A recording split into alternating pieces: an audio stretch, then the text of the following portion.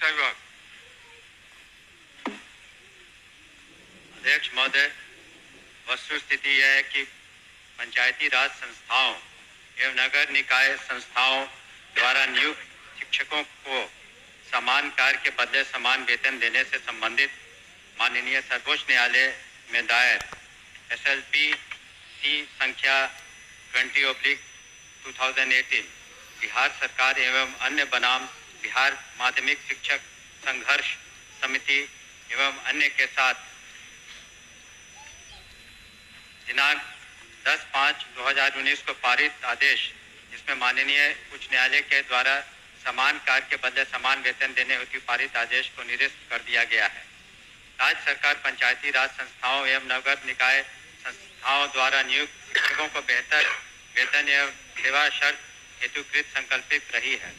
राज्य सरकार ने सहानुभूति पूर्वक इन शिक्षकों को 1/9/2020 से EPF योजना, जिसमें राज्य सरकार के द्वारा लगभग 5% अंशदान दिया गया है, से आच्छादित करते हुए दिनांक 1/4/2021 से 15% का वेतन वृद्धि किया गया। पुनः राज्य सरकार द्वारा स्थानीय निकाय शिक्षकों को बेहतर सेवा शर्त एवं वेतन प्राप्त हो के परिप्रेक्ष्य में बिहार विद्यालय विशिष्ट शिक्षा नियमावली 2023 अधिसूचित किया गया। नए शिक्षकों के नियुक्ति हेतु बिहार राज्य विद्यालय अध्यापक नियुक्ति, स्थानांतरण, अनुशासनिक कार्रवाई एवं सेवा शर्त नियमावली 2023 अधिसूचित किया गया। सरकार द्वारा इन दोनों नियमावली से नया पद सृजित किया गया। यह पद 7वें वेतन आयोग लागू होने के बाद सृजित किए गए हैं, इसलिए यह पद 7वें वेतन आयोग द्वारा निर्धारित पदों में सम्मिलित नहीं है। सरकार द्वारा सरकार के अन्य बहुत सारे पद सृजित किए जाते हैं जो 7वें वेतन आयोग में सम्मिलित नहीं होते हैं।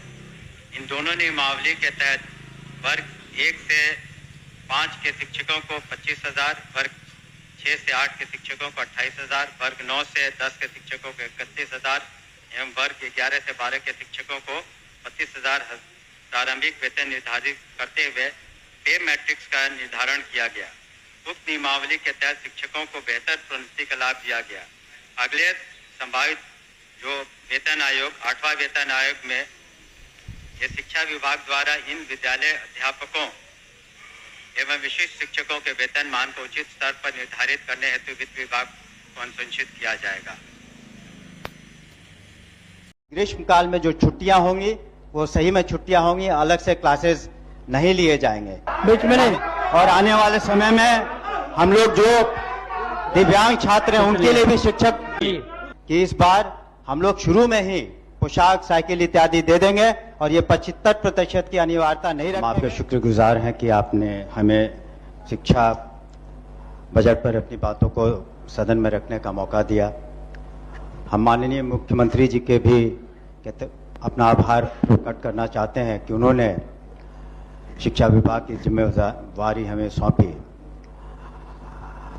जब बिहार की जनता ने माननीय मुख्यमंत्री जी को बिहार की बागडोर सौंपी, उस वक्त शिक्षा की स्थिति बहुत ही दयनीय थी। न स्कूल थे, न छात्र थे, न कक्षाएं थी और ये श्रेय उनको जाता है और उनकी समझ थी और आज भी है कि शिक्षा को उन्होंने अपने सुशासन का भिन्न और महत्वपूर्ण अंग माना, क्योंकि जानते थे कि शिक्षा से आर्थिक, सामाजिक और बौद्धिक प्रगति होगी।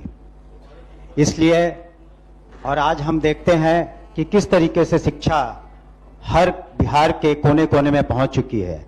शिक्षा की रोशनी हर टोले में, दलित टोले में, अल्पसंख्यक टोले में, हर जगह पहुंची हुई है और इसके लिए उन लोगों ने तालमी मरकज और शिक्षा टोलक को इस्तेमाल किया, जिनका उन्होंने मेहताना भी दुगना कर दिया है। माननीय मुख्यमंत्री ने शिक्षा के महत्व को समझ करके बजट में प्रावधान किया। हम कहना चाहेंगे कि 2005 में बजट 4400 करोड़ था, आज 60,000 करोड़ से ज्यादा है और इसका सदुपयोग हो रहा है। और जो इसका दुरुपयोग करते हैं, मैं बताना चाहूंगा सदन को कि हम लोगों ने अनुश्रवण अच्छे तरीके से किया हुआ है और जो भी पदाधिकारी भ्रष्टाचार में लिप्त पाए गए हैं उनके विरुद्ध कड़ी से कड़ी कार्रवाई की है, विजिलेंस की कार्रवाई की है, निलंबन किया है, सारी कार्रवाइयां हो रही हैं ताकि अनुश्रवण सब सही हो। बजट का फायदा ये हुआ कि साक्षरता जो 2001 में आम साक्षरता जो यहाँ पर करीब 40% थी, आज वो बढ़ के 80% हो गई। महिलाओं की साक्षरता 2001 में करीब 34% थी और ये साक्षरता बढ़ बीच में नहीं, महिलाओं बीच में नहीं, कुछ नहीं आएगा, ठीक है। महिलाओं की बीच में कुछ नहीं। महिलाओं की साक्षरता 2023 में बढ़ करके 80% करीब 74% पहुंच गई है। और जो नियुक्तियां हुई, बैठिए, बीच में नहीं बोलिए ना, बैठिए। जो नियुक्तियां हुई वो ऐतिहासिक रही। जो नियुक्तियां ऐतिहासिक गांधी मैदान में हुई, लाखों नियुक्तियां हुई। उसी गांधी मैदान में मैं कहना चाहूंगा व्यक्तिगत अनुभव से कि एक पुलिस पदाधिकारी के बीच में भी हमने देखा बहुत सारे कार्यक्रम है, सबसे बढ़िया। लेकिन जो उत्साह का माहौल और जो खुशनुमा माहौल हमने गांधी मैदान में नियुक्तियों में देखा, वैसा माहौल हमने कभी नहीं देखा। और ये नियुक्तियां शिक्षा विभाग में बदस्तूर जारी रहेंगी और आने वाले समय में हम लोग जो दिव्यांग छात्र हैं उनके लिए भी शिक्षक बहाल करेंगे और अनुकंपा नियुक्तियां होंगी। हम ये आपको बताना चाहेंगे कि आधारभूत संरचना में माननीय हम लोगों ने 266 नए विद्यालयों भवनों का निर्माण किया है और 7,974 शौचालयों का निर्माण किया, 1526 अतिरिक्त कक्षों का निर्माण किया। और माननीय सदस्यों ने जो अपने अनुशंसाएं भेजी थी, उसमें से करीब हम लोगों ने दोनों सदनों को मिला के 563 विद्यालयों का जो हम लोगों ने बिल्कुल जीर्णोद्धार कर दिया। आने वाले समय में हम उसे पूरा कर देंगे। मिड डे मील भी आज के दिन में महोदय हम लोग 1 करोड़ 8 लाख छात्र छात्राओं को दे रहे हैं पौष्टिक भोजन। और आपको बता दें कि आज के दिन में जो शिक्षकों की जो प्रतिशत है, पूरे शिक्षकों की संख्या करीब 6 लाख से ज्यादा है, जिसमें 44% शिक्षिकाएं हैं। और ये एक महिला सशक्तिकरण का बहुत महत्वपूर्ण कदम है, जिसके कारण उन्हें आगे चल करके उद्योग में, नौकरियों में, पुलिस में फायदा हुआ है। और माननीय मुख्यमंत्री ने सुनिश्चित किया कि साइकिल योजना, पोशाक योजना, डीबीटी के माध्यम से पिछले साल हम लोगों ने 7,59,832 छात्र छात्राओं को फायदा हुआ।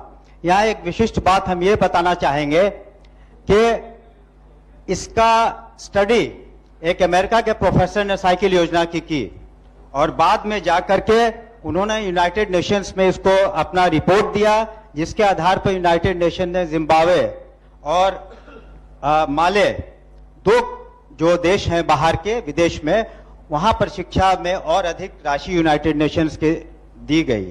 पोशाक योजना और जो बता रहे थे साइकिल योजना, इस बार माननीय मुख्यमंत्री जी की अनुमति से कैबिनेट ने निर्णय लिया है कि इस बार हम लोग शुरू में ही पोशाक, साइकिल इत्यादि दे देंगे और ये 75% की अनिवार्यता नहीं रखेंगे ताकि उनको दिक्कतें नहीं हो। इसके अतिरिक्त हम लोग पूर्व की तरह जो इंटरमीडिएट प्रोत्साहन योजना, स्नातक योजना, ये हम लोग कर रहे हैं। स्टूडेंट क्रेडिट कार्ड में भी 3,70,000 हम लोग दे रहे हैं। और आपको 2-3 और बातें बताना चाहेंगे कि कंप्यूटराइजेशन के ख्याल से कक्षा 6, 7, 8 में 29,000 स्कूलों में अगले साल हम लोग कंप्यूटर देंगे ताकि उनका कंप्यूटर के नॉलेज उनको हो सके। और साथ ही साथ हम लोग ये भी सुनिश्चित किया है कि ग्रीष्मकाल में जो छुट्टियां होंगी वो सही में छुट्टियां होंगी, अलग से क्लासेस नहीं लिए जाएंगे। इस तरीके से हम देखते हैं कि और खास करके केंद्रीय विद्यालयों में जो बाहर 12 जगहों की जमीनों की जरूरत थी, उसको भी हम जल्द से जल्द देंगे। आधार सीडिंग का भी कार्य चल रहा है ताकि डुप्लीकेशन या कोई फर्जीवाड़ा नहीं हो प्राइवेट स्कूल या कहीं पर भी। उस शिक्षा में भी आपको बताना चाहेंगे महोदय कि जो बजट है 5,884 करोड़ का, ये मात्र 3 राज्य हमसे आगे हैं जो उच्च शिक्षा में इससे ज्यादा बजट देते हैं। और हम लोगों ने 2,000 से ज्यादा प्रधानाध्यापक वहां पर असिस्टेंट प्रोफेसर्स की नियुक्तियां की हैं। और हम लोग सुनिश्चित कर रहे हैं कि वहां भी जो सामर्थ्य पोर्टल लगे, वहां भी पारदर्शिता हो, वहां पर सेशन टाइम पर चले और जो फाइनेंशियल डिसिप्लिन है यूनिवर्सिटीज मेंटेन करे। और अंत में हम यही कहना चाहेंगे कि जो अच्छे शिक्षक हैं, पदाधिकारियों ने पुरस्कृत भी समय समय पर हम लोग कर रहे हैं। इस तरीके से हम देखते हैं, जो बातें हमने सदन के सामने संक्षिप्त में रखी कि हम लोगों ने गुणवत्ता पर ध्यान दिया है, शिक्षा में बहुत बढ़ोतरी हुई है, जिसकी भूरी भूरी प्रशंसा आम जनता और पूरे हिंदुस्तान में हो रही है। लेकिन अभी भी हमें बहुत कुछ करना है, अभी भी हमें सफर तय करना है। We have many miles to go before we sleep. लेकिन हम सदन को आश्वस्त करना चाहते हैं कि माननीय मुख्यमंत्री के नेतृत्व में हमारी सरकार के पैर मजबूत हैं और तेजी से आगे बढ़ रहे हैं, और आने वाले समय में हम निश्चित रूप से एक शिक्षित, विकसित बिहार के सपनों को साकार करेंगे।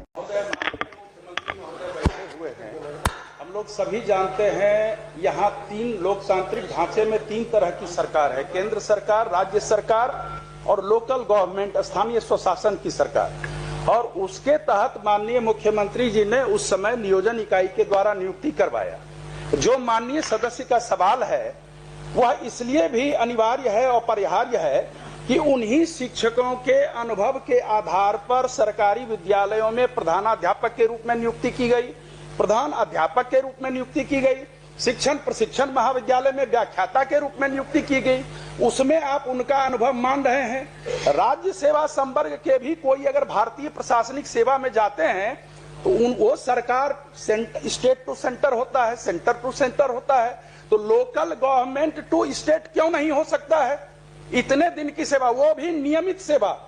मुख्यमंत्री महोदय ने पहले वो ठेके पर थे नियुक्त, कॉन्ट्रैक्ट पर, और मुख्यमंत्री महोदय ने 60 वर्ष की सेवा उनकी भी की जितनी सरकारी कर्मियों की, सरकारी शिक्षकों की सेवा थी। तो मुझे नहीं लगता इसमें कोई विवाद है।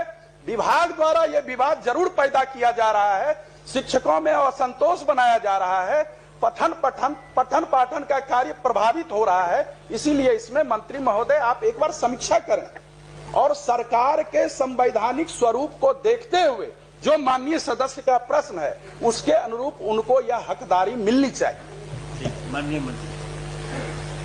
माननीय सभापति महोदय, जहाँ तक शिक्षकों के वेलफेयर का प्रश्न है या फिर शिक्षा जगत में जितनी सुधार हुए हैं, अगर उसमें डिटेल में जाएंगे समय लगेगा, लेकिन यह कहना कि शिक्षकों के विरुद्ध है सरकार या उनका ख्याल नहीं रख रही है, सही नहीं है।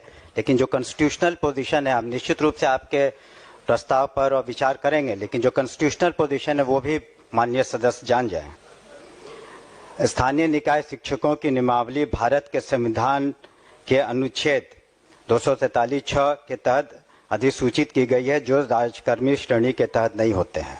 तो ये कॉन्स्टिट्यूशनल पोजीशन है, लीगल पोजीशन है। उसके बावजूद भी मैंने कहा कि हम उस पर विचार करेंगे, लेकिन जहाँ तक लीगल पोजीशन है, कॉन्स्टिट्यूशनल पोजीशन की बात है, सरकार उस पर सही है और जो हमारा विभाग है वो भी सही है। किसी को तंग तबाह करने के ख्याल से इस तरह की कोई मंशा नहीं है। हम लोगों ने तो जहाँ तक हो सका है शिक्षकों के हित में सारी कार्रवाइयाँ की हैं। अभी आप देख ही रहे हैं, जो नियुक्तियाँ हों या उनके अन्य जो भी उनके हित के कार्य थे, 2 लाख करीब 50,000 से ज़्यादा जो शिक्षक थे वो तो पास कर चुके हैं सक्षमता परीक्षा में और वो राजकर्मी का दर्जा पा रहे हैं। बहुत है।